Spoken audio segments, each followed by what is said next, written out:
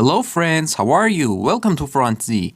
In this video, we are going to create a beautiful effect using CSS and after and before pseudo elements. As you can see, we have a simple expression inside the page that shows FrontZ. When the mouse moves on the word FrontZ, the beautiful and attractive effect is shown to the user. And we want to implement this effect in this video. Let's go. First of all, we need to create an HTML file, and by writing HTML:5, we can create the basic structure of HTML.